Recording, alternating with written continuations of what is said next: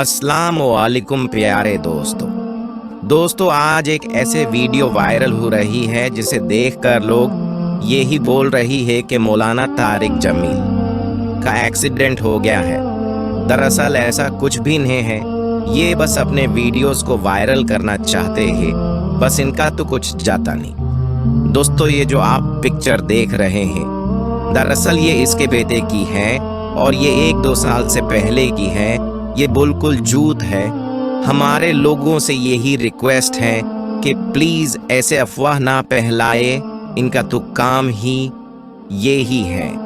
रमजान का महीना है और इनको कोई फर्क ही नहीं पड़ता। मौलाना तारिक जमील जैसे हस्ती का मजाक ना बने। दोस्तों तो ये थी आज की वीडियो।